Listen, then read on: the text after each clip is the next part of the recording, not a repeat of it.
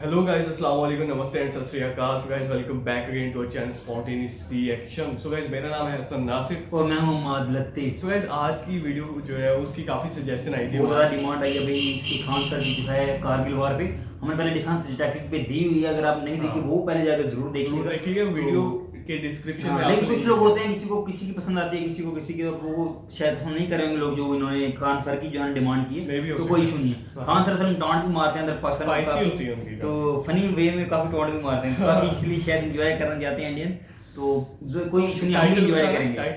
Title ये है कि Kargil war operation Vijay fact of Kargil documentary by Khan sir. ठीक है, ऑपरेशन तो ठीक हो, ये सारी ऑपरेशन की बताएंगे किस तरह जो है ना कारगिल वार हुई, क्या सीन हुआ, जो भी है इस पे हम जो है ना अभी इसको देखेंगे। मेरे ख्याल मजा आने वाला है। मुझे नहीं पता कि खान सर क्या करने वाले, हमें वैसे कारगिल की वार के बारे में पता है, काफी 1998 में हुई थी और परवेज मुशर्रफ के दौर में हुए थे, तो उसकी काफी डिटेल हमने वीडियो बनाई है डिफेंसिव डायरेक्टिव में। आज वीडियो देखते हैं, इसके बाद मजे की डिस्कशन करेंगे। ठीक है, वीडियो को स्टार्ट हमेशा की तरह काउंटिंग के साथ स्टार्ट करेंगे। 3, 2, 1 स्टार्ट। जय हिंद। इस वीडियो में हम कारगिल को कैसे जीता गया इसके बारे में डिटेल से समझेंगे कि क्या था थल सेना का विजय ऑपरेशन और वायुसेना का सफेद सागर ऑपरेशन और नौसेना का ऑपरेशन तलवार। इन तीनों ऑपरेशन के द्वारा किस तरह से पाकिस्तान को हर मोर्चे पर घेर लिया गया, जिस वजह से पाकिस्तान पूरी तरह पीछे हटने से मजबूर हो गया। 1998 में परमाणु बम के सफल परीक्षण के बाद भारत और पाकिस्तान दोनों ही एक परमाणु संपन्न देश थे। दो परमाणु संपन्न देशों के बीच यदि युद्ध होता है तो ये काफ़ी घातक हो सकते हैं। इसलिए इसको समझते हुए और काफ़ी दूरदर्शी सोच रखने वाले हमारे प्रधानमंत्री अटल बिहारी वाजपेयी 21 फरवरी 1999 को बस द्वारा दिल्ली से लाहौर के लिए रवाना हुए और एक लाहौर समझौते पर हस्ताक्षर हुआ 21 फरवरी 1999 को। और जब अटल बिहारी वाजपेयी लाहौर में बस से उतरे तो बहुत ही गर्मजोशी से उनका स्वागत किया गया। दोनों देशों ने कहा कि अतीत में हमने जितने भी युद्ध किए हैं उसे भुलाकर हम सब अब एक सह अस्तित्व पे आगे बढ़ेंगे और हम बहुत ही जल्दी मिल बैठकर कश्मीर मुद्दे को सॉल्व कर लेंगे, इसमें बिना किसी देश को इंटरफेयर किए। अटल बिहारी वाजपेयी को 21 तोपों की सलामी दी गई, लेकिन कोई भी हिंदुस्तानी ये नहीं जान रहा था कि ये 21 तोपों की जो सलामी दी जा रही है भारत के प्रधानमंत्री के सम्मान में, ठीक 3 महीने बाद यानी मई में यही तोपें भारतीय सैनिकों के सीने पर गिरेंगी। लाहौर में जब हमारे प्रधानमंत्री अटल बिहारी वाजपेयी थे तो उस समय पाकिस्तान के जनरल परवेज मुशर्रफ ये कह रहे थे कि हम उन्हें सैल्यूट नहीं करेंगे। भाई मत करिए ना, तुम्हारे सैल्यूट के हम लोग भूखे हैं। लेकिन ये जो था, ये आदमी इतना बड़का, ये इसको तो इसी के देश में फांसी की सजा हुई है। इसने खुद अपने प्रधानमंत्री नवाज शरीफ का तख्ता पलट करके खुद राष्ट्रपति बन गया था वहां पे। तो ये इसने क्या किया, एक प्लान बनाया, ऑपरेशन बद्र, अल बद्र प्लान बनाया और इसमें ना कई जनरल थे, 4-5 लोग, यही लोग मेन थे। इनमें सबसे महत्वपूर्ण जो थे वो तो एकदम ये तो था ही भाई, ये जनरल ही थे परवेज मुशर्रफ। और यहाँ पे चीफ ऑफ जो जनरल स्टाफ थे अजीज खान और यहाँ मेजर जनरल जावेद हसन। ऐसा कहा जाता है कि पूरा जावेद हसन ने ही रूपरेखा तैयार किया था, हालांकि इतने लोगों का योगदान था कारगिल में। ये लोग चाहते थे कि जो शिमला एग्रीमेंट के बाद ये हुआ था, हम लोग में एक आपसी सहमति थी कि करगिल का जो एरिया है वहाँ टेम्परेचर -30 -40 चला जाता है, इतना ठंड हो जाता है। तो हम लोग क्या करते थे, अक्टूबर के बाद हम भी अपनी पोस्ट बंकर को छोड़ के चले जाते थे और पाकिस्तान भी चला जाता था। फिर हम लोग जाते थे मई जून के महीने में। तो पाकिस्तान ने प्लान बनाया कि 1999 में हम क्या करेंगे, अपनी जो जैसे भारत पीछे हटेगा, पाकिस्तान ने कहा कि हम लोग तो पीछे नहीं हटेंगे और उल्टे अपनी फौज भेज देंगे, उन बंकरों में घुसा देंगे जो भारत खाली करके गया है और उन्हें हम क्या करेंगे, पूरी हथियार सप्लाई A to Z दे देंगे। ये ऑपरेशन अल बद्र में चल रहा था। इसको आप मैप से समझिए ध्यान से। ये जो आप लाइनिंग देख रहे हैं ये आपका एक्चुअली POK है, पाक ऑक्युपाइड कश्मीर। पाक ऑक्युपाइड कश्मीर का ये जो एरिया है, यहाँ से हम लोग, ये जिला जो आता है वो कारगिल जिला आता है। एक्चुअली लड़ाई जो थी वो कारगिल जिले में थी, वो 4 सेक्टर में थी। उसको एक्चुअली जिला कारगिल होने की वजह से उसका नाम कारगिल दे दिया। देखिए ये लाइन ऑफ कंट्रोल जो है, यहाँ से श्रीनगर से लेह तक एक सड़क जाता है 1A, नेशनल हाईवे 1A। अब पाकिस्तान का जो प्लानिंग क्या था कि ये हाईवे को हमको कैसे भी काट देना है। ये हाईवे काटने का 2 मकसद था। एक हाईवे को यहाँ से काट दीजिए और एक ये एरिया से, ताकि यहाँ से कोई सियाचिन में ना जा सके। अगर सियाचिन का हाईवे कट जाएगा तो सियाचिन भारत के हाथ से निकल जाएगा, क्योंकि वहाँ डायरेक्ट पहुँच नहीं है। अब बीच में इतने पहाड़ हैं कि नॉर्मल सड़क बनाई ना जा सकती है। तो इसलिए ऑपरेशन अल बद्र के द्वारा मुशर्रफ ये सोचे कि हम ये हाईवे को काट देंगे तो पाकिस्तान भारत बैकफुट पे आ जाएगा। और रियली भी थी। जैसे आप यहाँ देखेंगे ये डॉटेड लाइन हमारी LAC है, ये लाइन ऑफ कंट्रोल है। अब ये जो सड़क जा रही है ये सड़क है हमारी श्रीनगर से लेह तक। अब यहाँ कारगिल देखिए ये लाइन ऑफ कंट्रोल के बहुत ही करीब है। इनकी प्लानिंग क्या थी, ये लोग 4 जगह से भारत में घुस गए। देखिए करगिल जो बोलते हैं, करगिल की लड़ाई करगिल जिला था, उसमें 4 जगह थे। जैसे आपके जिला में कैसे ब्लॉक या तहसील होते हैं, कई सारे होते हैं, तालुका टाइप का, उसे ही था करगिल जिला। इसमें 4 महत्वपूर्ण सब डिवीजन में लड़ाई चल रही थी। ये क्या किया, ये 4 जगह से घुसपैठ कर दिया। यहाँ पर 4 एरिया से घुसपैठ किया। सबसे पहला जो एरिया था मस्कोक एरिया था, ये मस्कोक एरिया में घुसपैठ कर दिया। उसके बाद जो एरिया था वो द्रास का एरिया था। सबसे भीषण जो लड़ाई हुई थी वो द्रास में हुई थी। इसी में तोलोलिंग, टाइगर हिल और 0.5140 इसमें सब आते थे सब ये। तो ये वाला एरिया हो गया द्रास। और इसके बाद ये वाला एरिया हो गया काक्सर। काक्सर का एरिया जो था वो एक्चुअली बैकअप के लिए इन लोगों ने यूज किया था। और काक्सर के बाद ये बटालिक एरिया, बटालिक सबसे लास्ट में था। अब आप बताइए बटालिक क्यों किया गया था, क्योंकि बटालिक पे अगर कब्जा हो जाएगा तो हम सियाचिन नहीं जा पाएंगे। तो आप देख रहे हैं ना ये चारों पॉइंट एक्चुअली कारगिल में आ रहे थे, इसलिए इसको नाम दे दिया गया कारगिल का युद्ध। लेकिन कारगिल का युद्ध में जो सबसे भीषण एरिया जगह युद्ध हुआ था वो था द्रास में। तो अब हम लोग एक एक करके समझते हैं कि आखिर ये लड़ाइयाँ कैसे कैसे हुई थी। देखिए ये पहाड़ी एरिया है, यहाँ इंडस्ट्रीज नहीं है, यहाँ पर पशुपालन ज़्यादा होता है। तो एक याक पहाड़ी जीव होते हैं, पहाड़ी पशु है, तो याक चरा रहे थे लोग। तो ये तासी नाम दयाल नाम के एक व्यक्ति का याक खो गया था। वो उसे ढूंढने गया और दूरबीन में देखा तो उसको दिखाई दिया कि कुछ लोग पत्थर को खोद रहे हैं और वहाँ छुपने की जगह बना रहे हैं, बंकर बना रहे हैं। और वो दाढ़ी वगैरह रखे तो समझ गया कि भाई ये पाकिस्तानी है। ये भागा भागा आया, आर्मी को बताया कि भाई वहाँ ऐसी ऐसी घुसपैठ हो रही है। तो आर्मी ने देखा तो भाई आर्मी को भी हलचल दिखाई दी, हेलीकॉप्टर से सर्वे लिखा गया तो भारत को भी पता चला कि भाई यहाँ पे घुसपैठ है। तो इसके लिए पेट्रोलिंग पार्टी, पेट्रोलिंग मतलब होता है जांच के लिए, पेट्रोलिंग पार्टी भेजी गई 5 मई को। 5 मई को भेजा गया पेट्रोलिंग पार्टी में 4 से 5 जवानों को वहां पर घुसपैठी। चारों से एक्चुअली पहाड़ पे आप चढ़ रहे होते हैं, वहां पहले से वो छुप के बैठे होते हैं, तो वो आराम से आपके ऊपर शूट कर सकते हैं। हमारे सैनिकों को उन लोगों ने मार दिया, हमारे सैनिक शहीद हो गए। इसके बाद जो हुआ वो एकदम भयानक हो गया। ये 9 मई को सीधा हमारा कारगिल के जिला पर, अब जैसे कारगिल का कई एरिया है, जैसे मस्कोक है, द्रास है, बटालिक है, काक्सर है, तो ये 4-5 अलग है, छोटे छोटे डिवीजन है। लेकिन एकदम मेन जिला पे ही कारगिल जिला में आके पाकिस्तानी आर्मी का एक तोप का गोला गिरा और भारत का जो एमुनेशन डिपो था जहां गोला बारूद रखा था पूरा वही उड़ा दिया। और एक झटके में भारत को 127 करोड़ का लॉस हो गया। इन सब के होने के बाद भारत को लग रहा था कि ये मामूली घुसपैठी ये आतंकवादी हैं, लेकिन धीरे धीरे पूरी तरह से साफ होने लगा कि ये आतंकवादी नहीं है। इन आतंकवादियों के पीछे पाकिस्तानी पिल्ले बैठे हुए हैं, उनकी नॉर्दर्न लाइट इन्फेंट्री के जवान बैठे थे। उनके अंदर इतना तो कलेजा नहीं है कि सामने सामने लड़े। अरे साले मर्द की औलाद हो तो सीधा बोले रहते ना कि मत लौटो। हम लोग जब लौट गए थे ठंड में तो तुम आके वहां बैठ गए थे, उसके बाद वीर बन रहे हो। देखिए एक्चुअली क्या होता है कि जब आप हमला करने जाते हैं तो माना जाता है कि आपकी फौज 3 गुनी होनी चाहिए, क्योंकि दुश्मन पहले से बैठा है। लेकिन पहाड़ी लड़ाई में ऐसा माना जाता है कि नहीं, आपको 9 गुना लॉस होगा। एक तो आप चढ़ेंगे, आपको चढ़ाई में दौड़ नहीं सकते हैं खाली मैदान की तरह, और वो आराम से बैठा हुआ है पहाड़ में, हल्का सा एक मौका कर लेगा, बंदूक निकाल लेगा, आपको दिखेगा नहीं कहां से गोली आ रही है। अब भारत के सामने यही बड़ी समस्या थी, कैसे कैसे हमला किया जाएगा। तो ये टोटल का एरिया देखिए कारगिल है, तो इसमें हम लोग जो देख रहे थे ये वाला एरिया जो है ये मस्कोक है, इसके बाद ये द्रास है। तो मेन जो झमेला था वही वो द्रास में था, क्योंकि द्रास जो है हाईवे के एकदम करीब में भी करीब का एरिया था, और यहाँ की जो पहाड़ियाँ थी वो काफ़ी ऊंची थी, जिससे कि नेशनल हाईवे नंबर 1 पर कौन जा रहा है आराम से देखा जा सकता था। पाकिस्तान इतना डोमिनेंस कर लिया था कि नेशनल हाईवे नंबर 1 पर आप एक स्कूटर नहीं ले जा सकते थे बिना उनके हिसाब से, क्योंकि वो आराम से गोली मार सकते थे, सर पे गोली मारते थे एकदम टीप के वो सब। तो भारत को यहाँ पे बहुत बड़ा डिसएडवांटेज था, ये भारत की इंटेलिजेंस फेलियर थी, ये पूरी तरह से आके इन पहाड़ियों पर बैठ गए। अब ये जो आपका द्रास द्रास का एरिया दिख रहा है, ये भले इतना छोटा यहाँ दिख रहा है, अब ये देखिए पूरा का पूरा एरिया द्रास है। अब भारत ने अपनी थल सेना का ऑपरेशन विजय चालू किया 19 मई को, ऑफिशियली इसी दिन से युद्ध स्टार्ट हो गई। अब हम लोगों ने कहा कि भैया एक टुकड़ी द्रास में भेजते हैं, कुछ यहाँ पे मॉस्को के एरिया में, यहाँ पे काक्सर में, और ये वाला एरिया जो आपका बटालिक है यहाँ पे भी भेजते हैं। भीषण लड़ाई हो गई आपकी द्रास में, चूंकि द्रास का एरिया बहुत ऊंचा पे था। अब यहाँ 3-4 ऐसे जगह थे जहाँ पे कब्जा करना जरूरी था, जैसे तोलोलिंग हो गया, टाइगर हिल हो गया, पॉइंट मतलब देखिए यहाँ पे बहुत छोटे छोटे पहाड़ी भी हैं सब लाइन से, तो इसका अलग अलग नाम ना देके सेना के मानचित्र में उसका नाम दे दिया गया पॉइंट 5140, और एक और पॉइंट है पॉइंट 4590। ऐसे कई ठो पहाड़ियां हैं सब, और ये पूरा मिला देते हैं ना तो ये एरिया बनता है द्रास। अब इस द्रास के एरिया में युद्ध करना बड़ी भयानक था। इधर तोलोलिंग थी, तोलोलिंग के बाद यहाँ पर आपका मम था, फिर पॉइंट 5140 था। ऐसे करते करते इस एरिया तक पूरा जीत लेंगे तो लास्ट में पड़ता था टाइगर हिल।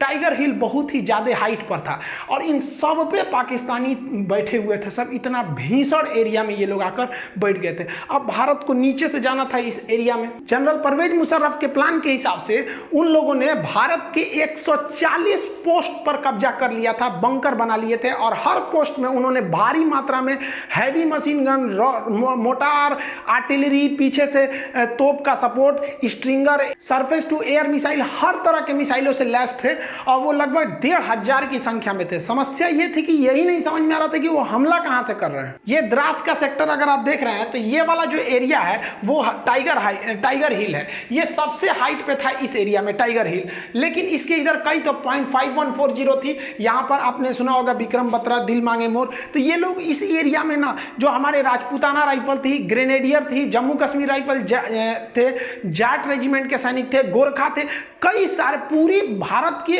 हर एरिया से फौज को लगाया गया था। तो यहाँ पर बेसिकली ग्रेनेडियर थे, राजपूत राइफल थे और जम्मू कश्मीर राइफल के जवान थे। तो ये इस एरिया से गए, पहले ये लोग यहाँ से गए, तोलोलिंग पे कब्जा किया, तोलोलिंग के बाद कई छोटे छोटे पॉइंट पर कब्जा किया, तोलोलिंग के बाद सेकेंड हाइट पे जा था पॉइंट 5141 था, यहाँ कब्जा किया गया। यहाँ कब्जा के बाद आप देखिए यहाँ से सीधा टाइगर हिल यहाँ है, यहाँ पर हमला हो रहा था और ये ससुरे सब यहाँ से आर्टिलरी फायर कर रहे थे सब, तोप यहाँ से। सोचिए उनको कहाँ दिखेगा, और यहाँ एयरफोर्स भी सक्सेस नहीं हो पा रही थी। लेकिन भारतीय जवान रुकने वाले कहाँ हैं ससुरे तुनाई। भारत माँ को जब भी जरूरत पड़ी है, भारत के वीर सपूतों ने कभी भी अपना खून बहाने से पीछे नहीं हटे हैं। भारतीय सैनिक जब पॉइंट 5141 पे कब्जा किए तो यहाँ से नीचे उतरते वक्त भी बहुत ज्यादा यहाँ से भीषण फायरिंग हो रही थी, यहीं पे बहुत सारे फौजी हमारे शहीद हो गए। फिर प्लान बनाया गया कि हम लोग इस डायरेक्शन से उतर के कुछ उस डायरेक्शन से, तीनों ओर से घेरा जाए हम लोग टाइगर हिल के ऊपर, तीन ओर से टाइगर हिल को घेर के, और फिर भारत ने टाइगर हिल पर अपना तिरंगा लहरा दिया था। देखिए यहाँ पर जो एरिया दिख रहा है ये आपको टाइगर हिल दिख रहा है। अब टाइगर हिल से इतना दूरी पे आप देखेंगे तो ये तोलोलिंग का एरिया, ये तोलोलिंग पहाड़ी है, ये टोटल एरिया जो है वो द्रास है। अब तोलोलिंग की जो पहाड़ी है वो काफ़ी ऊंचाई पर स्थित है, वहाँ पर लड़ाई करना काफ़ी मुश्किल हो गया था तोलोलिंग पर। अब यहाँ तोलोलिंग पे तो पहले से तोलोलिंग पीक है, यहाँ पे पाकिस्तानी पहले से बैठे थे, और जो हिंदुस्तानी फौज थी वो नीचे से आ रही थी। अब हिंदुस्तानी फौज नीचे से जब चढ़ रही थी तो ये जो पाकिस्तानी थे इस साइड में अपनी आर्टिलरी गन रखे थे, यहाँ से हमला कर देते थे। तोलोलिंग की ऊंचाई से ये पूरे एरिया पे डोमिनेट करते थे। ये एरिया नीचे होने की वजह से हम लोग जब द्रास से ऊपर चढ़ना चालू किए तोलोलिंग पे तो ये सीधा हमला कर देते थे। फिर भी भारतीय सूरवीरों ने किसी भी तरह इस मुश्किल चोटी के ऊपर चढ़ान किया। तोलोलिंग को जीतने के बाद इसके अगल बगल में देखेंगे तो कई सारी पहाड़ियां हैं जिन्हें अलग अलग पॉइंट के नाम पे जानते हैं, जिसे हम कहते हैं पॉइंट 5140। इस तरह से छोटी छोटी पहाड़ियां थी। इन पहाड़ियों को पार करने के बाद अब देखिए इतनी दुर्गम में पहाड़ियों में जा जाके लड़ाई लड़ना था, और दुश्मन यहाँ पर 100 से ज़्यादा पोस्ट बना के, बंकर बना के, वहाँ पर गुफा टाइप का उसमें छुपा हुआ था। हमारे सैनिकों को दिखता भी नहीं था स्पष्ट कि उनकी लोकेशन कहाँ है। ये पार करके इस एरिया की जो सबसे ऊंची चोटी थी वो थी टाइगर हिल। द्रास के तोलोलिंग और उसके छोटे पहाड़ियों पे जीतने के बाद अब इस एरिया का सबसे ऊंचा पहाड़ आप देख रहे हैं, ये टाइगर हिल। इसको फतह करना बहुत ही मुश्किल था। टाइगर हिल पे हमारे जो जम्मू कश्मीर राइफल, जो राजपूताना राइफल रही, हमारी जो ग्रेनेडियर्स, इनकी पोस्ट पहुंची फौज पूरी तरह से। अब ये इतना सीधा चढ़ाई पे, और यहाँ से ये लोग टोटल एरिया डोमिनेट कर रहे थे। इस वजह से इंडिया को जो थी कैजुअलिटी ज्यादा हो गई, क्योंकि ये पहाड़ पर वो पहले से छुपे हुए थे। एक तो इतनी ऊंचाई थी। अब आप सोचिए जो कुतुब मीनार है वो 240 यानी लगभग 250 फीट की ऊंचाई पर है, और ये लड़ाई चल रही थी 18,000 फीट। आप 250 फीट कुतुब मीनार चढ़िएगा तो थक जाते हैं, ये 18,000 फीट पर दुश्मनों का आमना सामना मुकाबला था। उसमें से चोट्टो पाकिस्तानियों की फौज पीछे से तोप से फायरिंग कर रही थी, इनडायरेक्टली मोटार तोप, हैवी मशीन गन इत्यादि से। और इनको छुपने में एक सहायता होती थी, क्योंकि रूल है कि जो ऊंचाई पर रहता है उन्हें युद्ध में ज्यादा फायदा मिलता है। इसीलिए टाइगर हिल को 3 ओर से घेर लिया गया। तीनों ओर से घेरने के बाद जब टाइगर हिल पर कब्जा हुआ तो समझने लगा कि भैया द्रास का एरिया जो है ना अब पूरी तरह से इंडिया के डोमिनेंस में था। लेकिन बाकी बटालिक सेक्टर वगैरह में अभी भी घुसपैठ बनी हुई थी। लेकिन ये टाइगर हिल जीतने के बाद भारतीय सैनिकों का मनोबल भी टाइगर हिल से ज्यादा ऊंचा उठ गया था। करगिल की लड़ाई में सबसे निर्णायक अगर किसी हथियार ने अगर साथ दिया था तो वो बफोर्स तोप ने साथ दिया था। बफोर्स तोप ने इतना भयानक बम्बार्डमेंट किया था कि पाकिस्तानियों को समझ में नहीं आ रहा था कि कहां से ये हमला हो रहा है। आर्टिलरी के जो तोपों थे उसे छुपाकर और इतना जोर से फायरिंग किया गया कि पाकिस्तानियों को संभलने का मौका नहीं मिला। और ये ज़रूरी भी था कुत्तों को अच्छे से धोना, ताकि उनको पता चले कि औकात से बढ़ के कोई काम नहीं करना चाहिए। जब धोया गया उनके पहाड़ियों पर जहाँ छुपे थे तो उनको भागने का मौका नहीं मिला, और उनकी लाशें इतनी बुरी तरह थी कि पाकिस्तान उन लाशों को लेने से मना कर दिया था। हमारी आर्टिलरी ने जो एक्यूरेट हमला जो करना चालू किया, ये बहुत ज़्यादा मदद किया भारतीय सेनाओं को वहाँ पर बढ़त बनाने के लिए। जबकि आपको याद होगा तो जब राजीव गांधी की सरकार थी तो इनको बहुत सारे इल्जाम लगाए गए थे कि बफोर्स में घोटाला हुआ है, क्या हुआ है।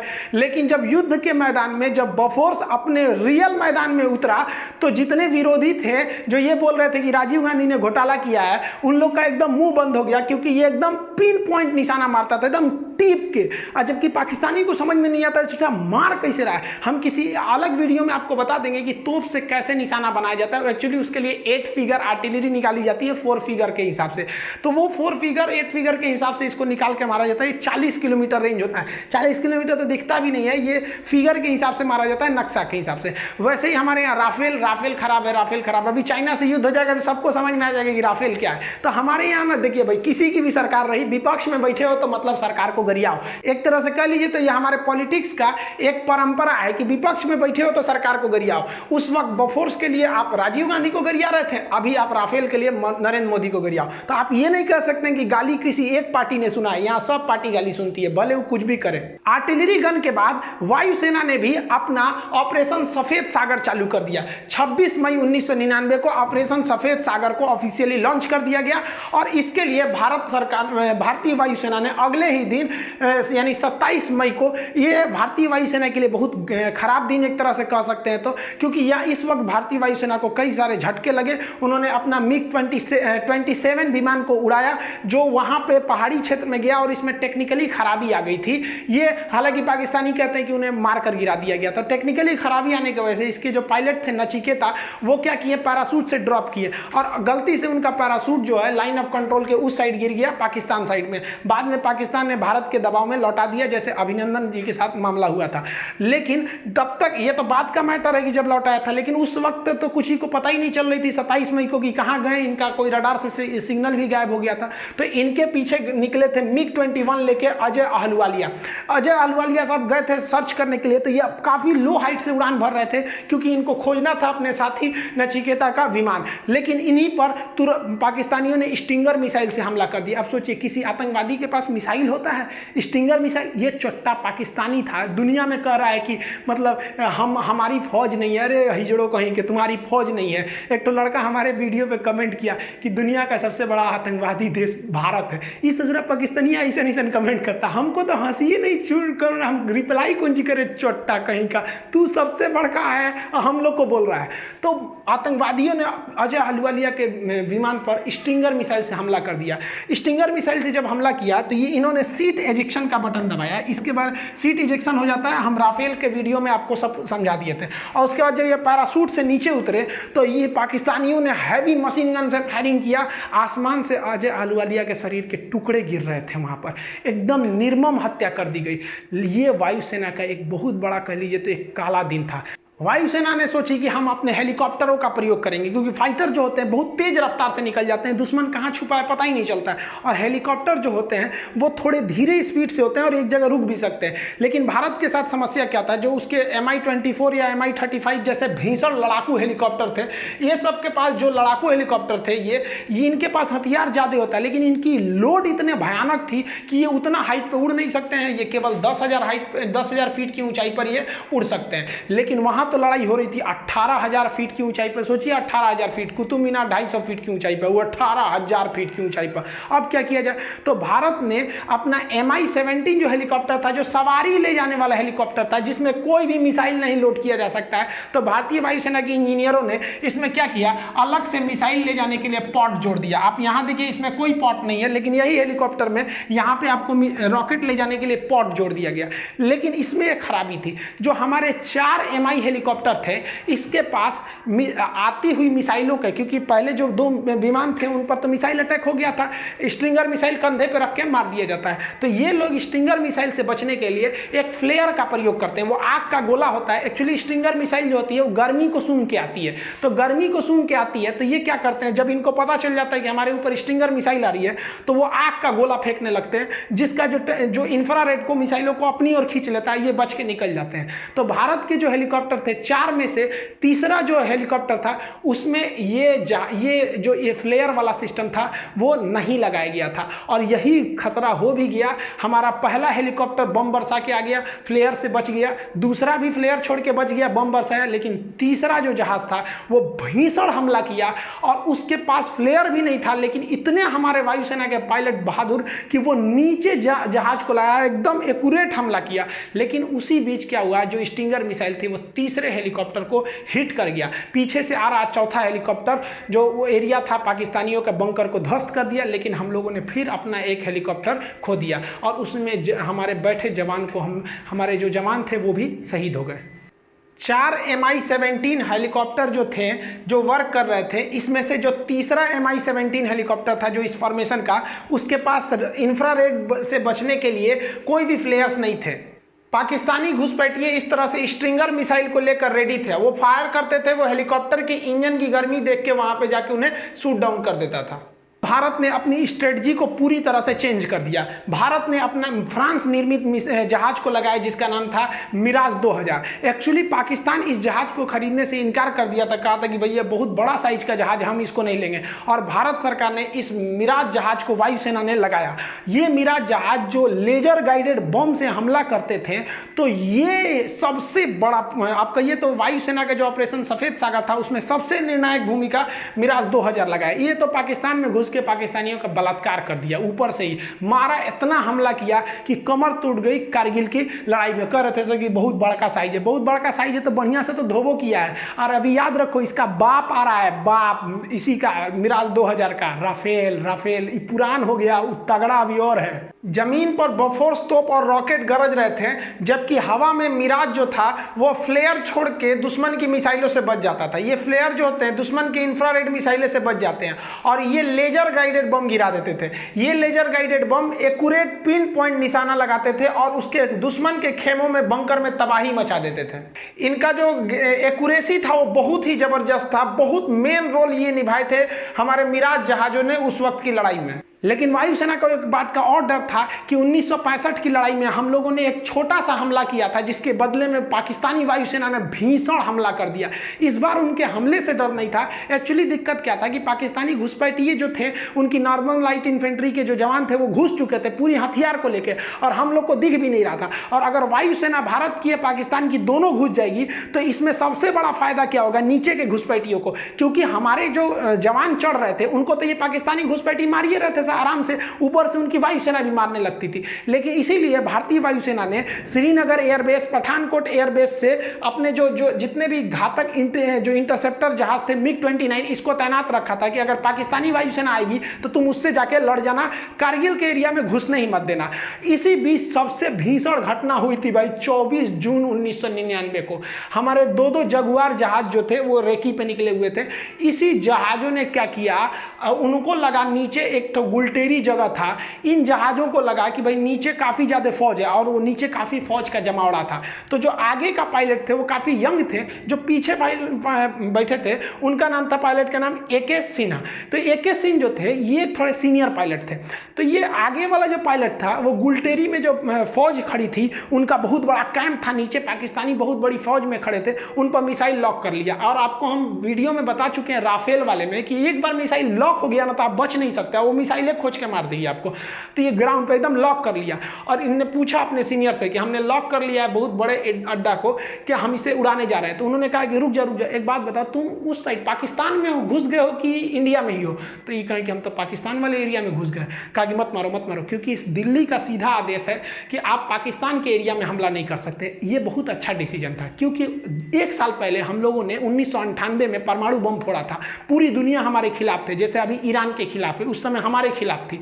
और अगर हम लोग पाकिस्तान में घुस के मार देते तो ये तो एक तरह का ये तो ओपन युद्ध हो जाता। और अपने एरिया में मार रहे हैं तो पूरी दुनिया हमारा साथ देगी कि भैया हम अपने एरिया में आतंकवादियों को मार रहे हैं, तो कहा कि उधर मत मारो। और आपको जानकर ताज्जुब होगा, जहाँ ये पायलट मिसाइल लॉक किया था ना, ये हमारा एयरफोर्स का ही पायलट हुआ, एकदम नौछड़िया भी यंग था, जन्मे करते हिंदुस्तान के यंग लड़का लड़े में कितना आगे।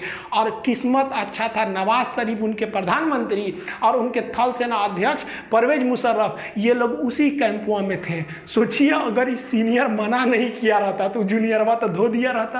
अब आप याद समझिए थोड़ा, एक छोटा सा देश था ऑस्ट्रिया, जिसके राजकुमार की हत्या कर दी गई, उस हत्या की वजह से प्रथम विश्व युद्ध चालू हो गया।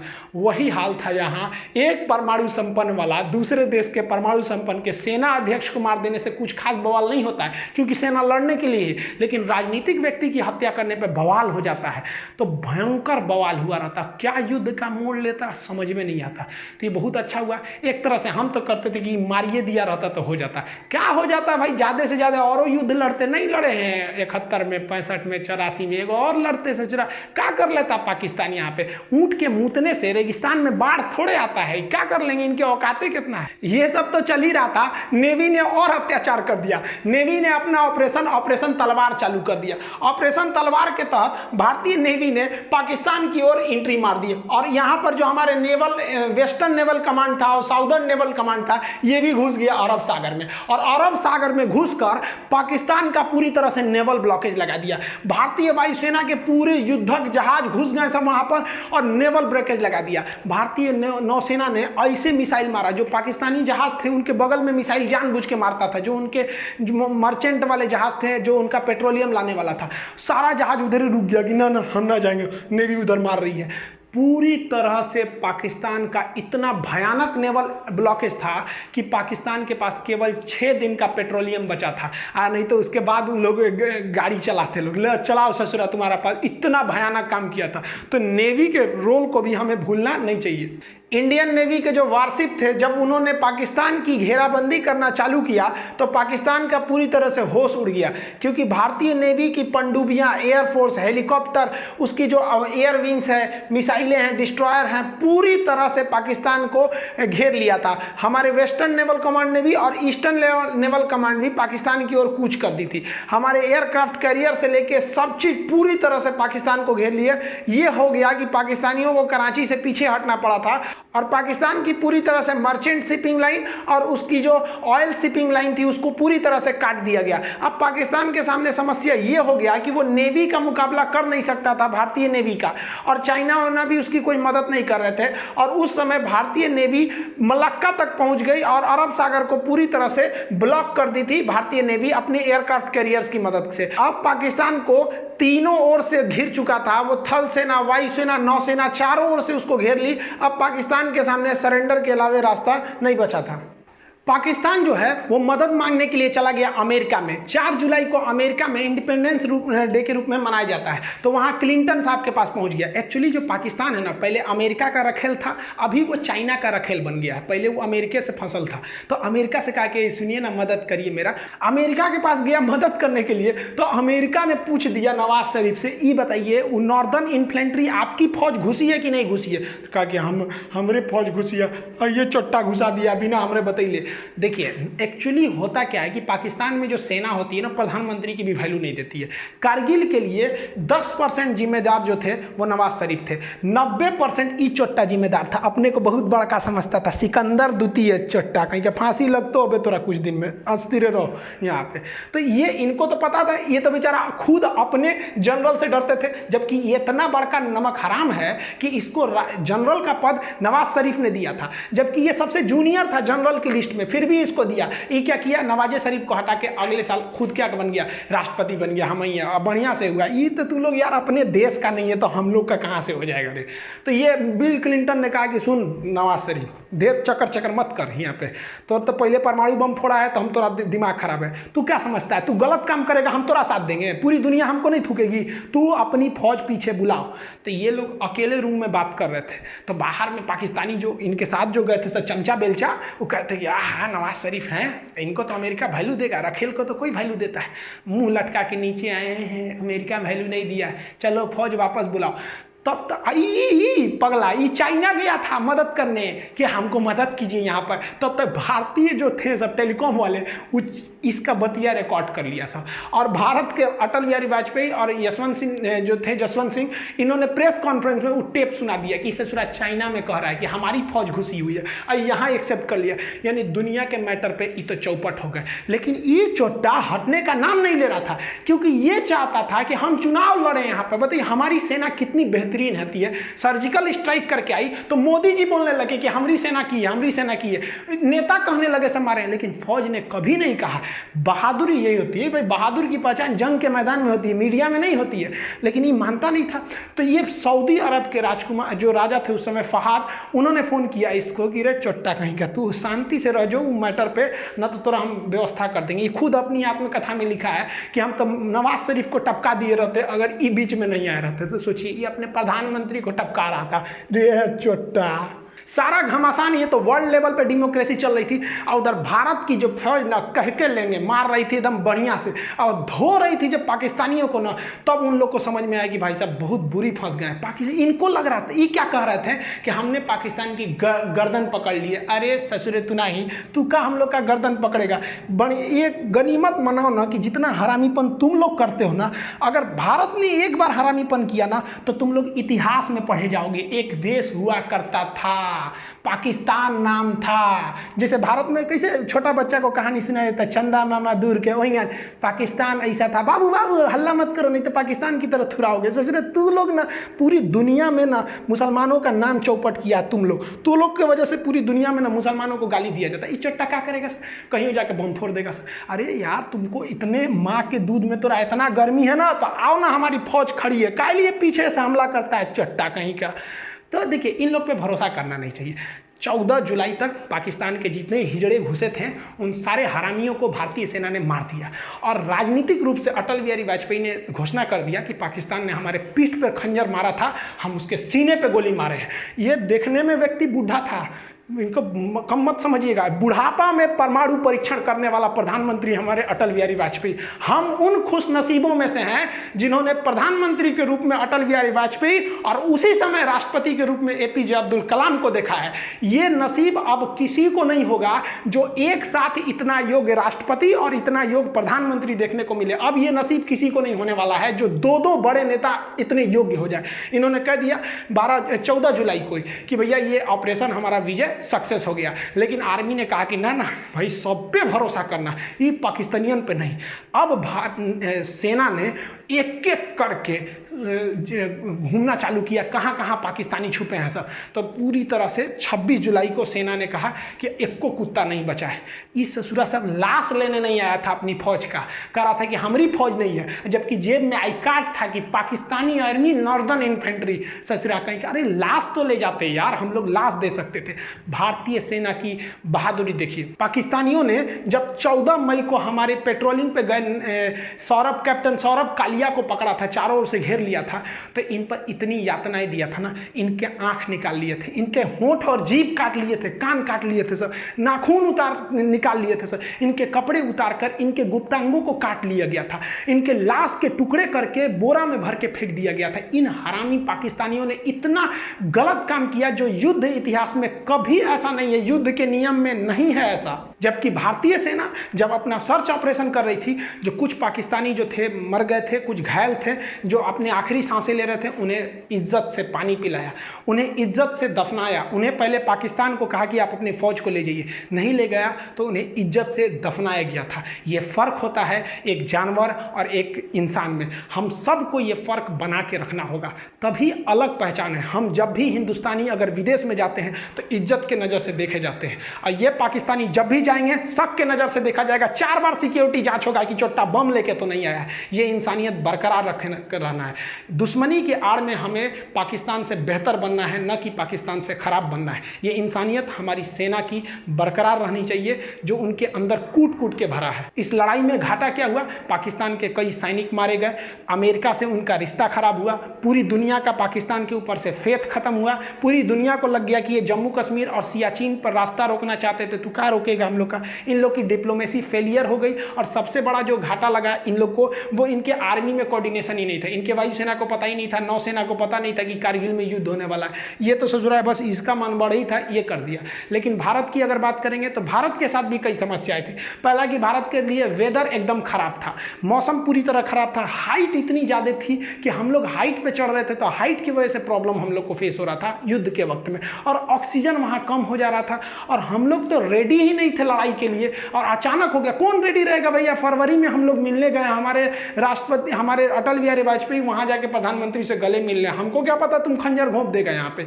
और जो हमारे लिए सबसे बड़ा फेलियर है, हम तो कहते हैं कि पाकिस्तानी की आर्मी जिम्मेदार है, लेकिन हमारे देश के इंटेलिजेंस भी जिम्मेदार है। तुम जासूस किस काम का रहे कि तुमको ये पता नहीं चल रहा है कि पाकिस्तान की हजारों फौज घुस गई, वो आर्टिलरी लेके चले आए, एमुनेशन लेके चले आए, मिसाइल लेके घुस गए, हमारी फौज चुपचाप मुंह देख रही है। हमारी फौज तो बहादुरी से लड़ी, जो जासूस थे सब, इंटेलिजेंस, वो चोट्टे कहाँ मर गए थे सब। और ये हमेशा से यही होता है। 1962 की लड़ाई हम लोग को मुंह की खानी पड़ी यही जासूसों की वजह से। 1984 में ये ससुरे सियाचिन में घुस गए थे, फिर भी कुछ नहीं हुआ। अरे सब छोड़िए, 2008 में देखिए ना, मुंबई में जब हमला हुआ तो हमारे जासूसों को पता ही नहीं था कि अजमल के साथ घुस गया, हमला कर दिया। चोट्टा सरकारी नौकरी लेना है, कोनो काम का नहीं है सब अधिकारी, इनको ले आके हम तो रहते ना वहाँ पे, हमारे पास पावर रहता ना, हम तो ससुरा जितने अधिकारी हैं ना ससुर, इनको जिस तरह से पाकिस्तानियों को भूने थे ना उस तरह भून देते। ससुरा तुम क्या कर रहा है? क्योंकि हम युद्ध जीत सकते हैं। हमारे इतिहास में एक और शौर्य गाथा लिखी जा सकती है, लेकिन उन माओं की गोद जो सुनी हो गई करगिल की लड़ाई में, उन्हें हम कभी नहीं लौटा सकते हैं। उन चोट्टे जासूस इंटेलिजेंस वालों की वजह से। बस नौकरी हो गया ना, सरकारी नौकरी, अब कौन जरूरत है जासूसी करने का? मेहरारू संगे घूमो, हम लोग हाँ कैसी हो देश भाड़ में जाए। आज के वक्त में देखेंगे तो काफ़ी तकलीफ होता है। आप कभी फौज में जाइएगा ना, वहाँ पर जो हिंदू, मुस्लिम, सिख, ईसाई, इनके जो पूजा स्थल होते हैं ना, एक पास होते हैं। वहीं पर आपको नमाज पढ़ना है, उसी के बगल में पूजा करना है, वहीं पे गुरुद्वारा में जाना है, एक ही होता है कैंपस, उसी में सब होता है। और यहाँ हम लोग मरे जाते हैं, तुम हिंदू, तुम मुस्लिम, तो ये अरे यार क्या करे, तो कुछ तो सिखों से सीखना चाहिए। या ये they are born for others, ये दूसरों के लिए जन्म, इतनी सेवा करते हैं ये समाज की जिसका कोई हद नहीं। काफ़ी तकलीफ होता है जब इतनी बहादुरी से हमारे जो फौजी जो देश पे लड़ते हैं, हमारे देश के अंदर कुछ मामूली नेता के चक्कर में हम लोग आपस में लड़ लेते हैं। हम एक बात बताइए, मेरा ये वाला हाथ काटिए या ये हाथ काटिए, तकलीफ तो हमें होगी ना। तो हिंदुस्तान के किसी भी धर्म का व्यक्ति मरे, तकलीफ तो भारत माँ को होगी। हमें इस बार काफ़ी तकलीफ हुआ। एक्चुअली हम 6 जुलाई को हम पटना गए हुए थे। तो जैसे पटना में एंट्री किए ना, तो वहाँ चेक पोस्ट चल रहा था, तो मेरी चेकिंग वगैरह थी, तो हमको भी चेकिंग हुआ, तो मेरा सब कुछ था, ड्राइविंग लाइसेंस वगैरह। एक फौजी भाई का कोई नॉर्मल सा कोई पेपर था जो छूट गया था, तो फौजी वो कह रहा था पुलिस वाले से कि मेरा केवल पेपर छूट गया है, आप हमको जाने दीजिए, हम यहीं के रहने वाले हैं।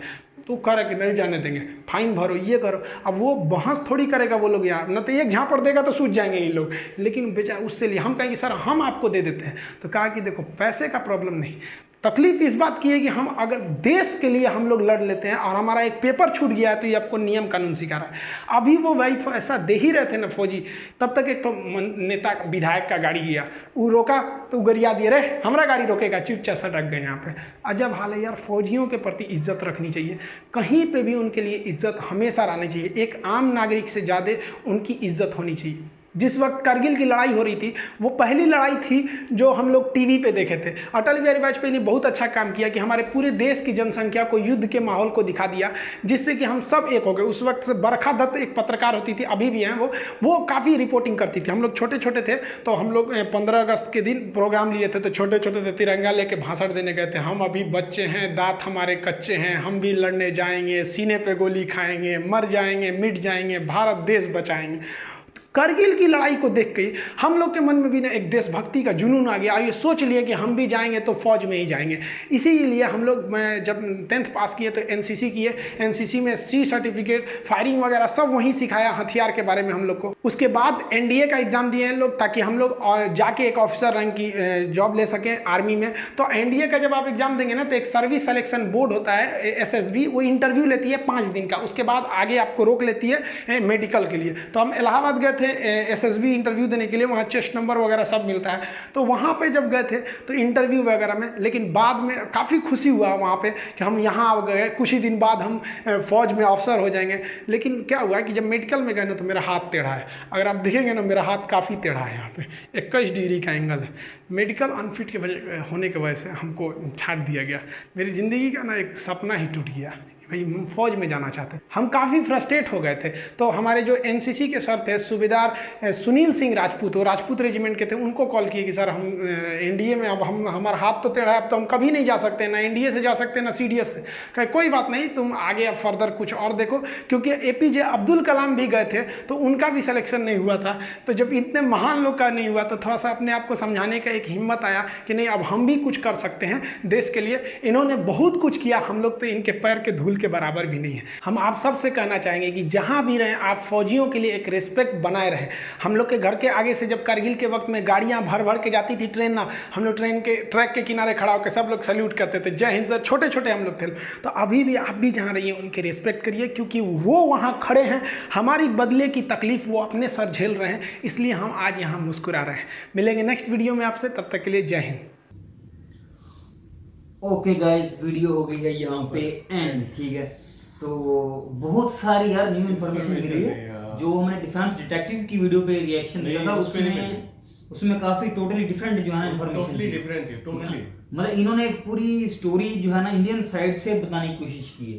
हाँ। उन्होंने बताई थी कि पाकिस्तान के अंदर उस वक्त जो है ना क्या सिचुएशन चल रही थी, वहाँ पे जो लेफ्टिनेंट जनरल्स थे कुछ या फिर कर्नल का उन्होंने इंटरव्यू जो है ना सुनाया था हमें, ठीक है। हाँ। और इसी तरह अहमद मीर जो जियो के एंकर पर्सन थे, ठीक है ना, उनको निकाल दिया गया जियो से, ठीक है ना। तो उनके कुछ जो है ना इंटरव्यूज दिखाए थे कि वो पाकिस्तान का पॉइंट ऑफ व्यू क्या था, पाकिस्तान का मौकिफ क्या था। उनका ज्यादा फोकस इस चीज पे था कि पाकिस्तान जंग हारा था, ठीक है, पर उन्होंने ज्यादा क्लिप्स उसके दिखाए थे। लेकिन ओवरऑल स्टोरी जो मतलब डीपली एक एक चीज की, नेवी ने क्या किया, इंडियन एयरफोर्स ने क्या किया, इंडियन आर्मी ने क्या किया, वो सारी इन्फॉर्मेशन यहाँ से मिली, खान सर से मिली, ठीक है। हमें जैसे उन्होंने बताया कौन सा वो था तोप थी जो फोर्स, क्या नाम था उसका कोई जिक्र नहीं मिला हमें पहले, आज हमने पहली बार सुना कि यार उसने इतना भयानक काम किया। वो बी से नाम स्टार्ट होता है, मेरे भी सेम में अभी माइंड से निकल गया। इन्होंने अभी वीडियो काफी लंबी थी, तो आप लोग जरूर बताइएगा उसका नाम। वो तो उस तोप ने वाकई कमाल किया यार इन्होंने, बेशक। और जो टाइगर हिल का इन्होंने बताया कि जो है ना उस पे तो पाकिस्तान का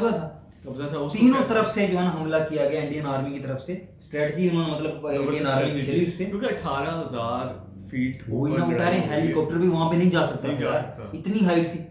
और मेरे ख्याल से पाकिस्तानी या इंडियन जेट्स भी वहां पे नहीं गए, फाइटर जेट्स में वो वहां पे शायद नहीं, ये आपस में जो है ना बस लैंड पे ही जो है जंग होती रही है सारी, सही बात, ठीक है। तो गाइस आपकी इन्फॉर्मेशन में मजीद इजाफा करते चले पाकिस्तानी साइड की तरफ से। आपने वीडियोस के अंदर बहुत सारी चीजें देख ली जो इंडियन साइड की थी। तो मजे की चीज है कि नवाज शरीफ को बकौल हमारे बहुत सारे जो एंकर पर्सन हैं और कुछ आर्मी के ऑफिशियल्स हैं, वो ये बताते हैं कि नवाज शरीफ उस वक्त प्रधानमंत्री थे पाकिस्तान की, लेकिन उनको एतमाद में नहीं लिया गया, उनको बताया ही नहीं गया कि हम इस युद्ध की तैयारी कर रहे हैं। पूरा साल तैयारी की, उसमें इन्वॉल्व ही नहीं किया। और आपको मजीद बताते चले कि जो मुशर्रफ है, जनरल परवेज मुशर्रफ उस वक्त थे, वो काफी अर्सा पहले से इस चीज की प्लानिंग कर रहे थे कि हमने कारगिल पे जो है ना वार करने, इस पर कब्जा करना है। और कहा जाता है कि बेनजीर ने इसको रिजेक्ट कर दिया था, इसकी 2 बार उन्होंने ये प्रपोजल दिया, लेकिन तीसरी बार जो प्रपोजल था ये नवाज शरीफ के सामने पेश किया गया कि भाई हम ये करने लगे हैं। और नवाज शरीफ को 6 महीने बाद पता लगा कि 6 महीने से पूरी प्लानिंग हो रही है, ठीक है। और 3 महीने पहले वाजपेयी साहब जो है इनके प्रेसिडेंट प्रधानमंत्री जो थे जो है ना इसके इंडिया के, अटल वाजपेयी, वो आगे जो है ना पीस पे साइन भी करके गए थे। ये 3 महीने पहले की बात है, उसको भूल जाते हैं और एक नई मतलब नवाज शरीफ के माइंड में यही था कि भाई अब सुलह होने जा रही है, लेकिन ये नहीं पता था कि चल क्या रहा है वहाँ पे। जनरल परवेज मुशर्रफ किस चीज़ की तैयारी कर रहा है, वो सिर्फ उनको बताया गया कि भाई हम तैयारी कर रहे हैं, अब हो गया काम ज़रा, ये उनको बताया गया उस टाइम पे, ठीक है।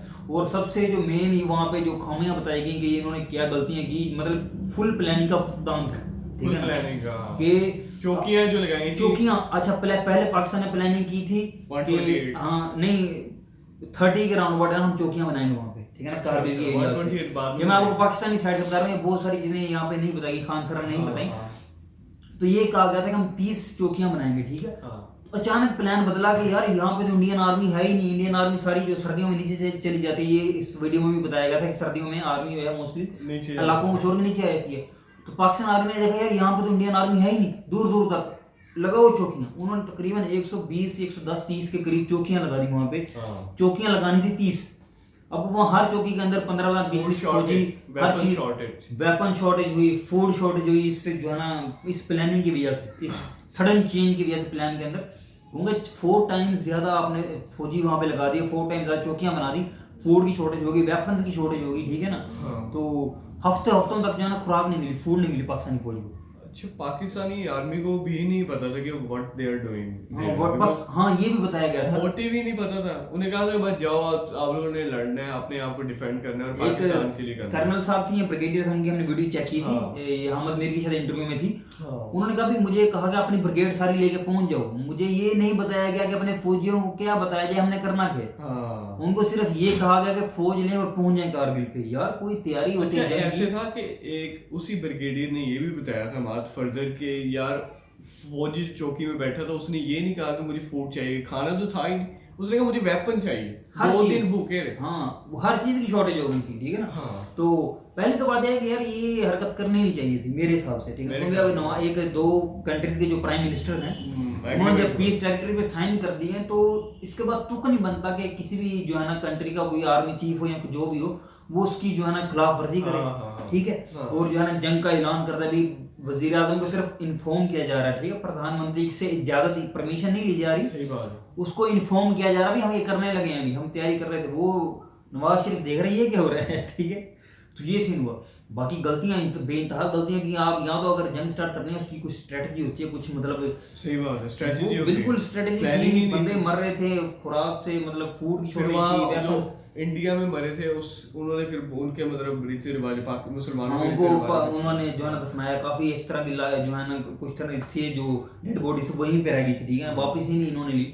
तो खान सर ने भी बताया, खान सर की वीडियो से हमें पता लगी इंडियन के सर में स्ट्रेटजी, इंडियंस ने क्या स्ट्रेटजी यूज की है, जबकि डिफेंस डिटेक्टिव से हमें पता चला। हाँ डिफेंस डिटेक्टिव ने पाकिस्तान की स्ट्रेटजी जो है ना वो जो देखी थी।